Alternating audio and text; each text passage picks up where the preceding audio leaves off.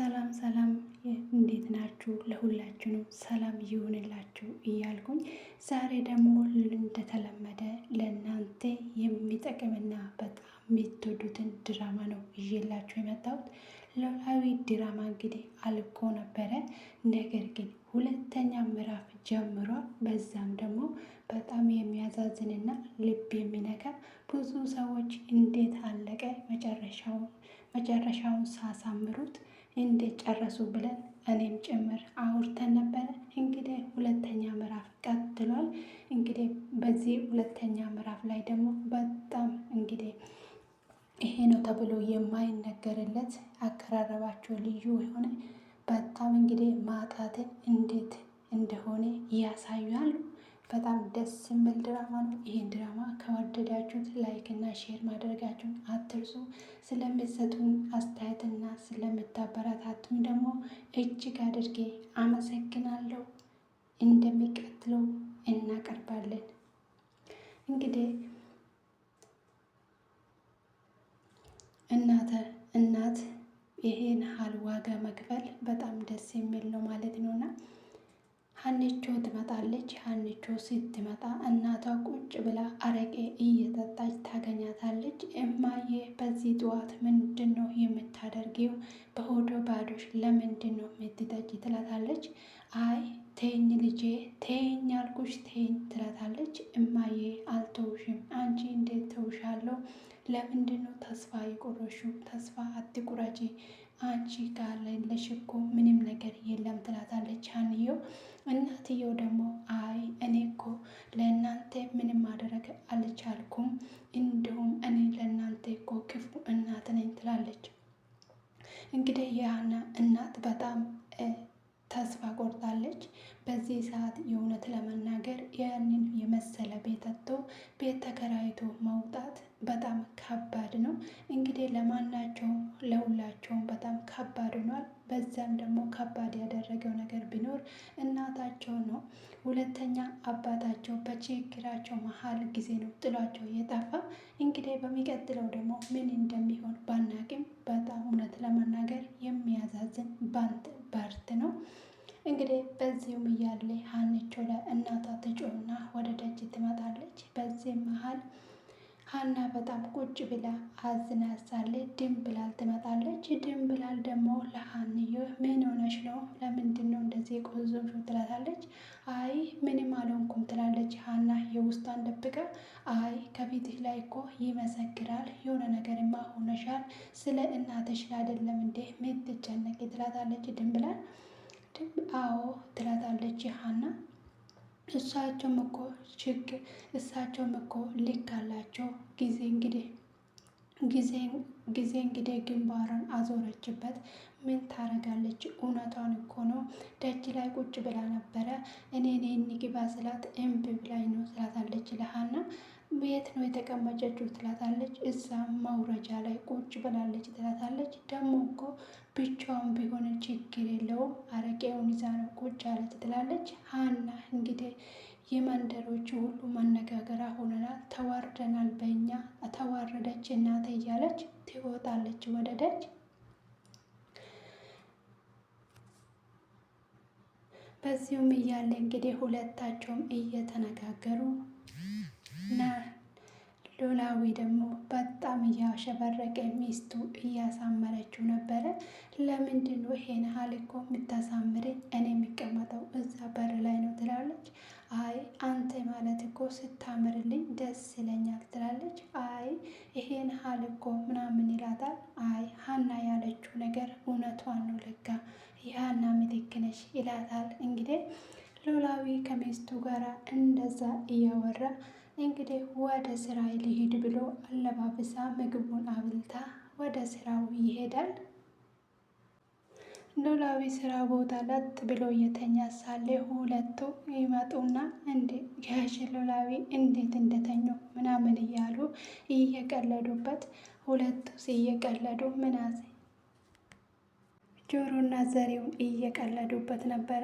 እንግዲህ አቶ ኖላዊ ግን እያንኮራፋ ብዙ እየተኙ ነበረ። ይሄ ሰውዬ ግን እቤት የተኛ አይመስለኝም። በጣም ነው እኮ የሚያዛዝነው ይላል ጆሮ። አንተ እባክህ ዝም በል አማቼ ስለሆነ ነው የምታሽካብደው ይለዋል። እንግዲህ እዛ ደግሞ ልክ ነው ስትለኝ መጣክ፣ አሁንም ደግሞ እዚህ ምንድን ነው የምትለኝ ይለዋል። እንግዲህ ጋሽ ኖላዊ ደግሞ ሄዶ ይቀሰቅሳል። ጋሽ ኖላዊ አንድ ጊዜ በዛች በሽመሉ ይለዋል። እሱ ደግሞ እንደ ምን ሆኖ ነው ምን ሆኖ ነው? ቆይ ባየው ሊገሉኝ ነበረ እኮ ይለዋል። ይልበሉት ጋሼ እንደውም ጥሩ ነው ያደረጉት ይላል ጆሮ። እንደ አንተ ምን ሆነ ነው? እንደውም እሰይ ጠግቦ ነበረ እያለ እየሳቀበት ነበረ። ምናሴ እንግዲህ የእናቱ ትዝ ያለችው የሰው ጫማ እየጠረገ ሳለ ሱሪው ይነካበታል። ሰውየው ደግሞ በጣም ኡሪ ብሎ እንዴት ሱሪ ይነካብኛል ብሎ በጣም ተናዶ ነበረ። ከዛንን ሙናሴን እንግዲህ ገፈትሮ ሲነሳ ሁለቱ ይደርሱለታል። ጆሮ ሲደርስ ምን ሆና ነው ምናምን ይለዋል። እንግዲህ ጆሮ እኔ ምንም አልሆንኩም፣ ግን እሱን ጫማ እየጠረኩ ሳለ እናቴ ትዝ አለችኝ ሳላውቀው ሱሪውን ነካው ይላል። ዘሪውን በጣም እየቀለደባቸው ነበረ በሁለቱ መካከል። ከዛኔ ቆሻሻ ውሃ አንስተው ይደፉበታል። ሰውዬውን በጣም እናደድና ለሶስታችሁም ይሰራላችኋለሁ ብሎ በጣም እየተናደደ ይሄዳል። ሀናና እንግዲህ ሀናና ጆሮ አንድ ላይ ቁጭ ብሎ ምሳ እራታቸውን እየበሉ ነበረ። ሀኒቾ እንደው ባይደብርሽ አንድ ነገር ልልሽ ነበረ ይለዋል። ምንድን ነው ንገረኝ ትለዋለች። ለቤተሰቦችሽ ምግብ ሊወስድ አስቤ ነበረ ይላታል። ሀና በጣም ትደነግጥና ግን ምንድን ነው ሀኒች አጠፋው እንደ ይላል። አይ አንተ አላጠፋም፣ የጊዜ ጉዳይ በጣም ነው የሚገርመው ትላለች። አዎ እውነትሽን ነው። አሁን በዚህ ሰዓት እኔና ጆሮና እኛ ሁለታችን ብር አገኛን ተብሎ ቢነገር ምንድን ነው ተብሎ ሰው ማን ያምናላል? እናንተማ ወጣት ናችሁ፣ እንዴት አይታመንም? በቤትም ነገርም ሰርታችሁ ልታመጡ ትችላላችሁ ትላለች። አይ ቢሆንም እኮ በዚህ ሰዓት ማንም ሰው እንዲህ አይነት ነገር አያምንም ይላል። እንግዲህ እውነት ለመናገር ዘርሽና ጆሮ ከጎዳና ወጥቶ አሁን እነሱ ሀብታም ሆነው ነገሮች ገላቢጦች መሆኑ እኔን አስደንቆኛል። ትናንትና እንግዲህ ሲለምኑ የነበሩ እየሰረቁ የራሶቻቸውን ህይወታቸው ሲገፉ የነበሩ ዛሬ ላይ ግን ሰውን ለመርዳት መብቃት ማለት እንግዲህ ህይወት አንዳንዴ እንዲህ ናት የሚያስብል ነገር አለው። ብዙ አይነት የሚያስተምር ቦታ ነው ይሄ ቦታ ማለት ነው። እና ለምሳሌ ትናንትና የሚበሉት ነገር ስላጡ ነው ሲሰርቁ የነበረ።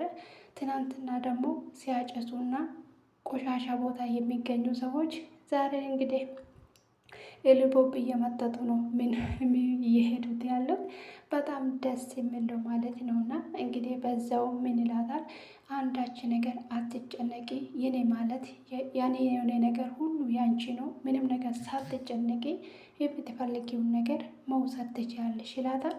እና እኔ ችግር የለውም ትላለች።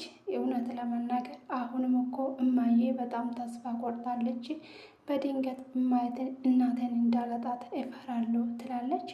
አይ ይሄን ሀል ምንድን ነው ብሎ ይጠይቃታል። ያው እንግዲህ በህግ እኮ ተይዞ የለም እንዴ ነገሩ ይላታል።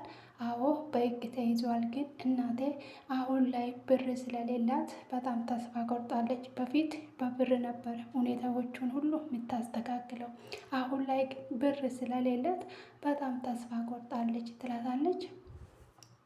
እንግዲህ እሱ ደግሞ እና ምን ችግር አለው ታዲያ እኔ ሊሰጣት እችላለሁ ይላል። አይ በአንተ ብር የሚበቃ አይደለም፣ በጣም ብዙ ብር ነው ይለዋል። እንግዲህ እንደዛም ከሆነ ምንም ማለት አይደለም፣ ስለዚህ ደግሞ ህግ የያዘው ነገር ምንም አይሆንም ብሎ ያበረታታል። እሷም ደግሞ እንግዲህ እሺ ይሁን በቃ አሁን ወደ ቤት እንሂድ ትለዋለች። እሱ ግን ምግቡን እንያዝ ወይስ በቃ እንተው ትለዋለች። አይ ምግቡንማ ይዘን አንሄድም፣ እንዲሁም ደግሞ ምግብ ተሸክማ መጣች እንዴ ብሎ በጣም ይጮህብናል ትላለች። እንግዲህ ከፋይ እንግዲህ ድንብላል ወደ ቤት ትገባና እትዬ በዛው ጥያቄው ጠፋው አይደለም እንዴት ትላለች። አይ ድንብላል ምንም ችግር የለውም፣ አንቺ ግን ምን ትሰራለሽ ከዚህ መሄድ አለብሽ ትላታለች። አይ በምንም ታምር የት ነው የሚሄደው? ማለትም እናንተን ያስከፋሁት ወይም ደግሞ የሰራሁት ነገር ካለ ወይም ደግሞ ያሸገርኳቸው ነገር ካለም ደግሞ ንገሩኝ እንጂ የት ሄዳለሁ ትላታለች። እንዴ አንቺ እኮ ሰርተሽ እኮ ብር ማግኘት አለብሽ፣ እኛ ደግሞ እንደምታውቂ እኛ ልንከፍልልሽ አንችልም ይላታል። አይ ቢሆንም እንኳን እኔ የትም አልሄድም፣ ቢሆን እንኳን አጥፍቼና ወይም ደግሞ የሆነ ነገር አድርጌ ከሆነ እንደ ልጅ ይቅጡኝ፣ ከዛ ካለፈ ግን ሌላ ችግር እኔ አልፈለግም ትላታለች። የትም አልሄድም፣ በመልካምነት ሰዓት ጊዜ ከእናንተ ጋር ሆኜ ጊዜ ህይወታችሁን ጊዜው ደግሞ ሲቀየርና እናንተ ሲታጡ ለምንድን ነው ጥያችሁ መሄደው ትላለች። እንግዲህ አንቺ ማለት በጣም ልዩ ነሽ፣ ምን እንደምልሽ እኔ አላቅም። የማትፈልጉኝና ከእናንተ ጋር እንዳልኖር ማትፈልጉ ካልሆነ በስተቀር ሌላ ነገር ሁለተኛ እንደዚህ እንዳትዪ ትላታለች። እኔማ ከኛ ጋር ብትኖሪ ደስ ይለኛል፣ ቤተሰብ ብትሆኝ ትላታለች።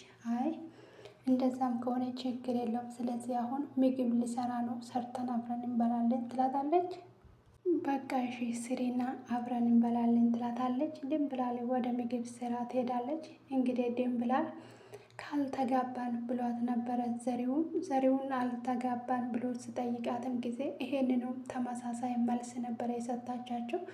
እነዚህ ሰዎች እኮ ብልላቸውና ቢያደርጉላቸው ቢሆን ኖሮ እኔ እንዲል አድርጎ ለመደገስ ዝግጁ ነበሩ። ነገር ግን ጊዜ ፊታቸውን ስላዞረችባቸው እንጂ ለእኔ ወደኋላ አላሉም ነበር። እኔ ደግሞ በራሳቸው ችግር ጊዜ ጥያቸው አልወጣም ብላ ለዘሪውንም መልሱን የሰጠችው ይሄን ነው።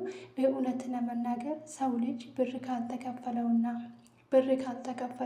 የራሱን የነበረውን ድካም ካልከፈሉት በስተቀር መኖር እንደማይችል ድንብላል ግን ይሄንን ምሳሌ አድርጋለች። ሰውን በችግራቸው ጊዜም ቢሆን በክፋቸው ጊዜም ቢሆን በእነሱ መካከል ማለየት ወይም ደግሞ አብረን እንድንቀመጥ ነው የምታስረዳን።